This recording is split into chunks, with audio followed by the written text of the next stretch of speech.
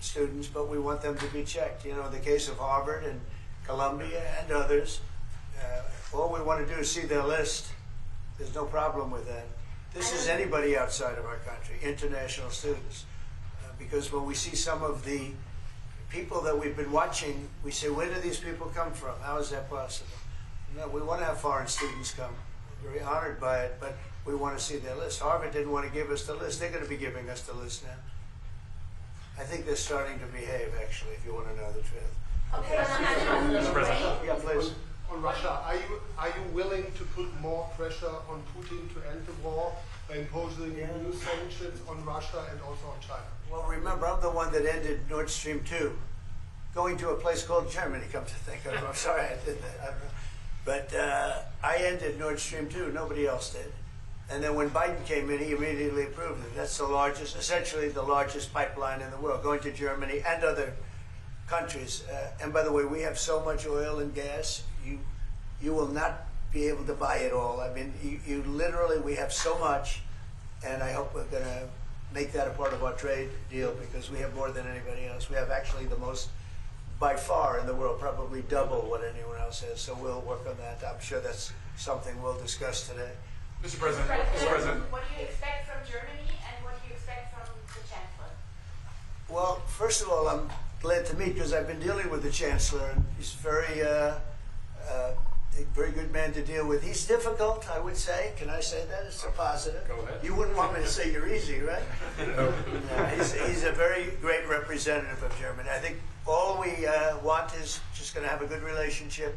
The rest will just sort of follow very easily. We'll have a good trade deal. I mean, I guess that will be mostly determined by the European Union, but you're a very big part of that, so you'll be involved.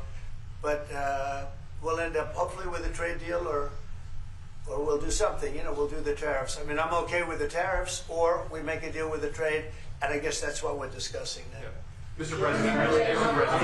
President. Back there, please go ahead. Mr. President. No, Okay. Is Germany doing enough on defense? Is Germany doing enough on defense? What? Defense spending.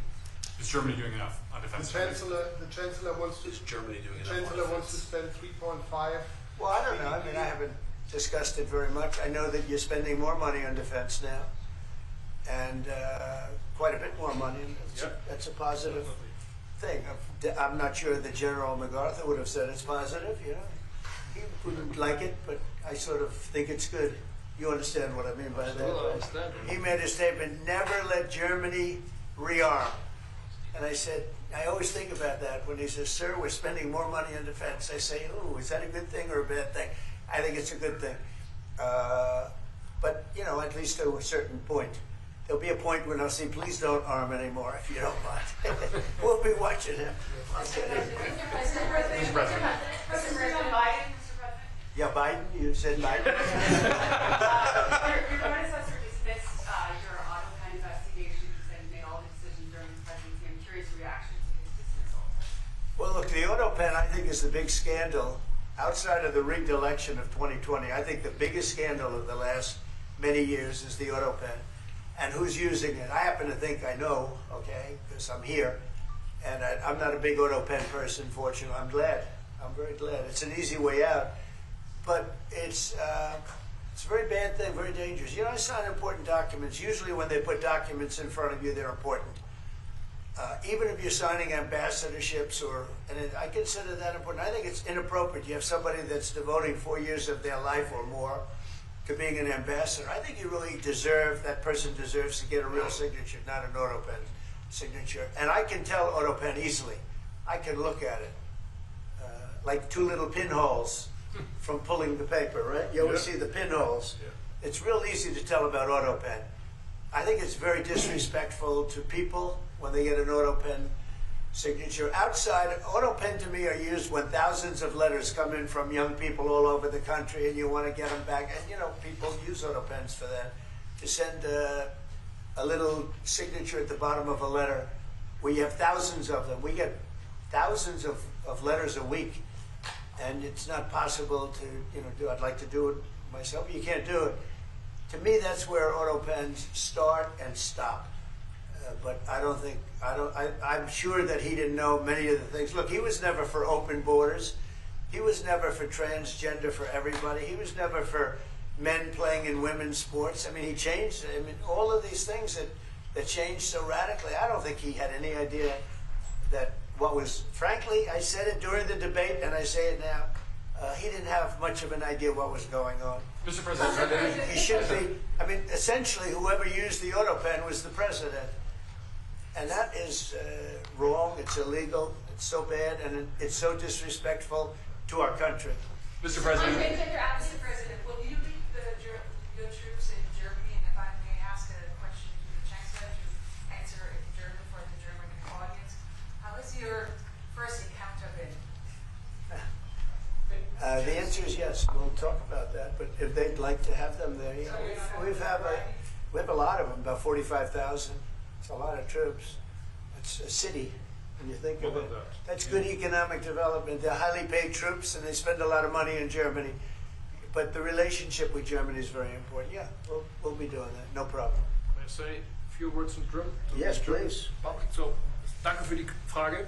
Wir sind hier im Weißen Haus und ich bedanke mich beim Präsidenten für den sehr freundlichen Empfang im Oval Office in diesem weltweit bekannten Raum. Ich freue mich sehr, hier zu sein und wir bereiten eine Vertiefung unserer Zusammenarbeit vor. Ich freue mich sehr darüber. Mr. President, you've made Mr. President. You speak English because you speak such good English. Is it as good as your German, would you say? No, do you it's feel not more my comfortable? mother tongue. No, it's not my mother tongue, but I try to understand almost everything and very to good. speak as good as I can. Very good. You know, it's Mr. President, you've made an achievement, actually. Mr. President, Mr. President, can I the follow up on criticism the that auto I've pen? seen Yeah, regard. Thank you, Mr. President. The criticism that I've seen, and I'm sure you've seen, regarding Elon Musk and your big, beautiful bill. What's your reaction to that? Do you think it in any way hurts passage in the Senate, which is, of course, what is you're seeking? Well, look, you know, I've always liked Elon, and I was very surprised. You saw the words he had for me, and he hasn't said anything about me that's bad. I'd rather have him criticize me than the bill, because the bill is incredible. It's the biggest cut in the history of our country. We've never cut. It's about 1.6 trillion in cuts. It's the biggest tax cut.